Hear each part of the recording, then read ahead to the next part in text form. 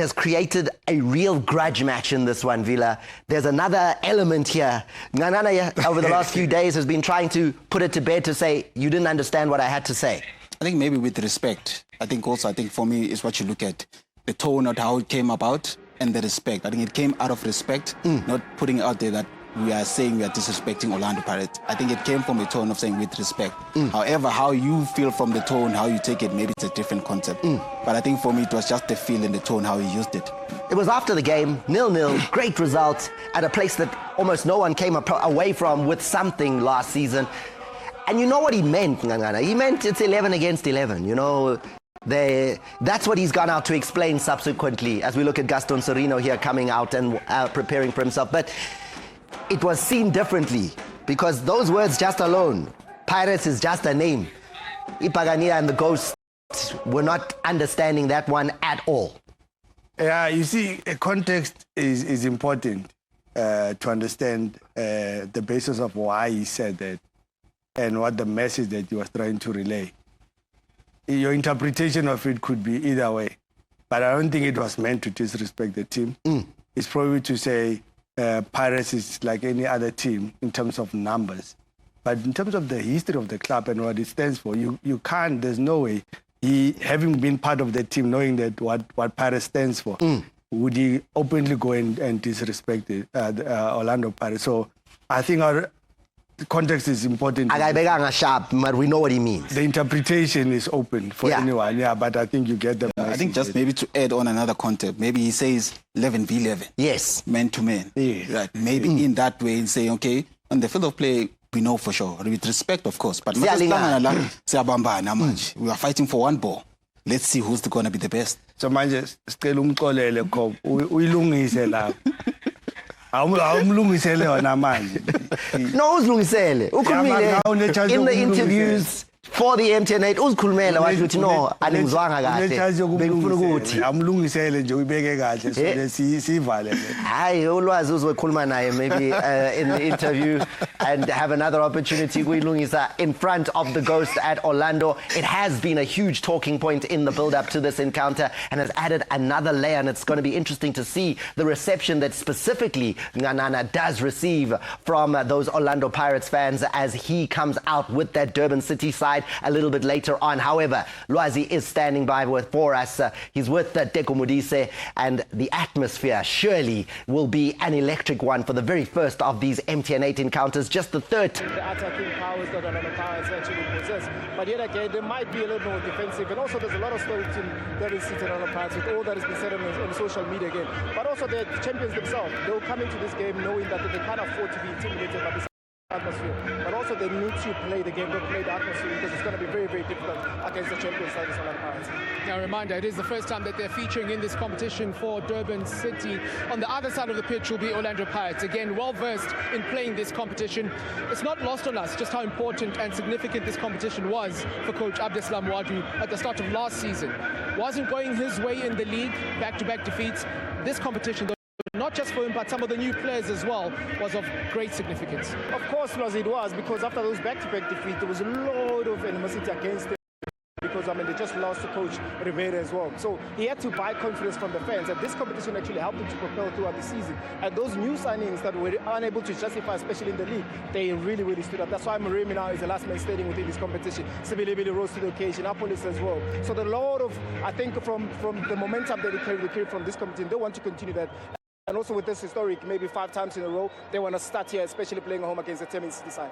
Coach Wadu has spoken about perhaps easing off on bringing in some of the new faces too early this season compared to last campaign, and you see that with his starting lineup, very much similar faces, familiar faces we've seen from last season. Yeah, he already has a team. He won so many things within the season as well. So I'm not surprised that there's no new players, especially in the first lineup, because he wants to win this game, and especially playing at home, you want to, get into that momentum as soon as possible as defending champion. As also, I'm sure there's a mandate that they want to win it 3 times in a row.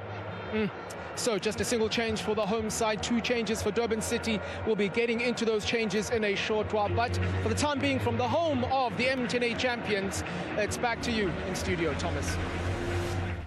Thank you, Lwazi. Now we're going to a quick break, but let's remind you of how these two teams come to meet. The MTN 8 pits the top team in the division from last season, Orlando Pirates, against the team that came 8th in the top in the league, and that is Durban City. They were separated by 30 points, 69 points for Orlando Pirates in winning, and Durban City getting into that top 8 with 39 points. But that might be a big gap in terms of points.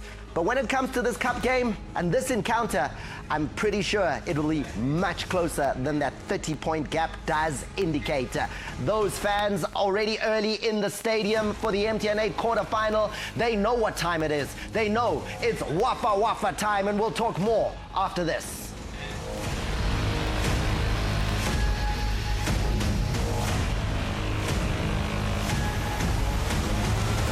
Games where everybody was giving him a stick, and he always continued. He was always delivering, always giving those performances to bring Orlando Pirates up. He'd either find a winning goal, he'd either find an assist, but I liked how then he kept quiet and kept showing in the game. He responded in the game, he responded with goals, he responded with the attitude of working without the ball. I think for me, that hunger for him without the ball, it showed signs that he wants to play. The two of you, very quickly while we're in the ad break, we're talking about Pirates need a special player. They need a Rile Mofokeng. Does the squad have that? As a group, I think they've got a good team that can contest to win this league again. But to win a league, you need that special player. So I think Pirates still need, whether the intention is to replace Rile or not, but I think from what they have, they still don't have that special player. What does a special player give?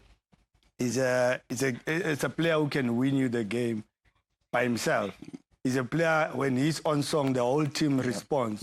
He's a player who gets those fans to respond. A player, when he's on the ball, everybody gets excited to want to watch him. You know, and I think in that Pirates team, in the absence of players like Apollos and Moremi, you still need a player who can, on his own, win you that game. Is that player available anywhere? Is there someone that you think could fit in that situation? If a checkbook was opened up, where would they go? I think that boy for me comes into mind. Plays for Cape Town City. I think he comes into mind. He's got that talent. He's got the years in him. And I think I like how then he plays. And you can imagine playing for Cape Town City and then transforming to play Orlando Pirates. I think that could also take him to a greater height in terms of what we could see. Because for me, he's got something. He's got that finesse. He's got that kind of play, that feeling of he could be the guy that puts everybody on their shoulders and does things for Orlando Pirates, I think. Window isn't closed, and Jimmy, you're nodding. No, yeah, Vuma, because that was our chat of air. And I think, yes, maybe there are prospects for him to go abroad. But if those don't materialize, I think Pirates could be a good place for him to land. What do you guys think at home? Hashtag SSDisky. We want to hear what your views are. The starting lineup from Wadu is out there, and it is one that is really strong when you look at what they did last season. But for Durban City, what's gone on as far as Khalil Ben Yusuf is concerned? They come off the back of that defeat last week. He's made 3 changes to his starting lineup. Msomi, Shandu, Serino, they start. They start, and obviously coming into a game like Orlando Pirates, they didn't participate in the previous game. So there's a lot of expectation on a player like Serino. Shandu is a former Orlando Pirates player. He comes into this team to add depth, to add the quality, but I think they'll be tested this afternoon. Chances are they might have to sit with that back four of Nganana and Mkize Mukone there at the back, just to make sure that they don't really give out a lot. Asare will have to come in handy for that team on set pieces, because Pirates also has got that variation in their game. It's interesting that last week, Coach Ben Yusuf saying that Gaston Serino didn't start, fitness levels weren't quite right yet. He didn't feel he was able to be in the starting lineup for that one. Just a week later, he starts him. Yeah, he starts him because I think he was able then to get the 45 minutes within the second half, just to bring him up so that he gets to that level of him being fresher and able to see things, because you kind of need Gaston in these kind of games, because he has the pass in him. He has the game feeling of having to change the game for Durban City. So that kind of player you need. And also, he's won titles. He understands these games, and not that. Also, with that experience inside the field of play, they've had the feeling of winning championships, the MTN 8, so many times. Also up front, Jean Wamba. 5 goals in 18 league games last season. The speed, the finishing. He surprised us. He came out of nowhere and literally was scoring every couple of games. Of course, and he'll be a player for Orlando Pirates to look out for, to make sure that they keep an eye on him. But the supply is going to become very key. So if you're able to suffocate the team and not allow them to really bypass that midfield to get through to him, then you'll have won half of the battle. But I think going to Orlando Amstel Stadium, it's going to be a bit of a difficult game for Durban City. And Yaki Durban City. In the Nedbank Cup last season, the opening 3 games of the tournament all went to penalty shootout, which they won.